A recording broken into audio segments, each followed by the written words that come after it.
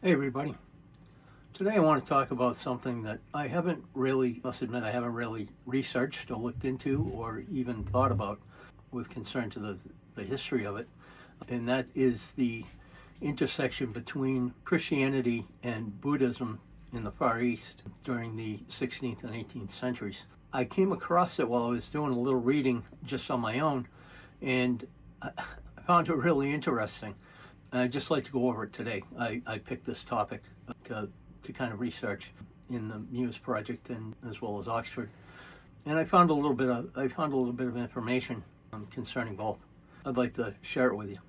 So during the 16th or 18th century, European missionaries made their way to the Far East to try to convert the folks over there. And basically in China and Japan, which were the major population centers at the time.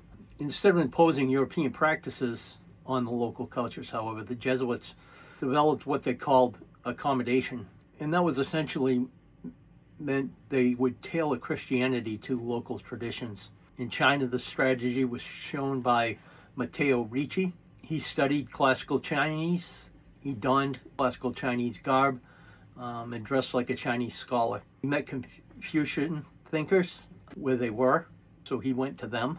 And there was a lot of overlap between Christian beliefs and Vietnamese culture as well. Notably, the Vietnamese concept of karma and their worship of heaven. A gentleman called Alexandre de Rose acquired the native languages while in Vietnam, much like Ricci did. The peculiar power dynamic was what made the intersections between the two religions stand out. The cultural supremacy of Asian civilizations was preserved, in contrast to those of the Americas. Chinese referred to Europeans as barbarians, of course, and imposed stringent regulations on them when they came to their countries. Because of this controlled contact, lasting cultural intersections necessitated substantial personal growth on both sides.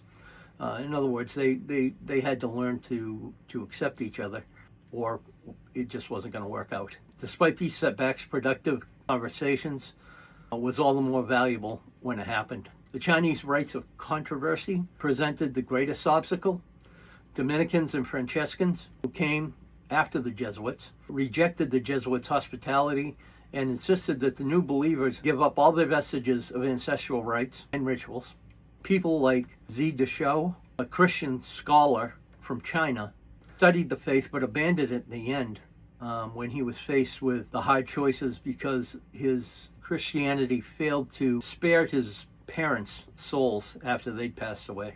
In the face of exclusivity, and the truth claims ran counter to Chinese philosophical presumptions of mutual respect and tolerance. The legal requirements of familial piety in Vietnam was so severe that the consequences for failing to revere your ancestors might lead to execution, making the dispute all the more tragic. And we still see this today in Asian culture. If anybody is familiar with or has neighbors or friends or even family of Asian descent, they revere their ancestors.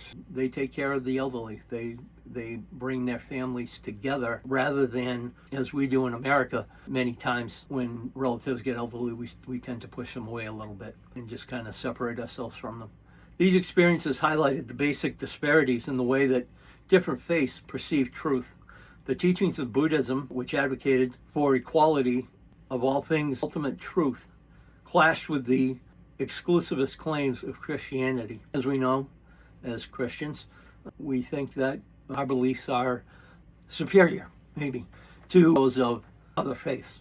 This explains why Buddhist reaction to Christian aggression was so muted and gradual. Xu Dashou's story exemplifies how he retaliated with equal exclusivism at first, but then gave up on his strategy because it ran counter to the universal values exposed by Buddhism. Lessons for present interfaith conversations can be gained from the past contacts. Our experiences teach us that dialogue between faiths not only helps with tolerance and diversity, but it gives us the courage to challenge the claims and ultimate truth that our faiths stand for. Thank you.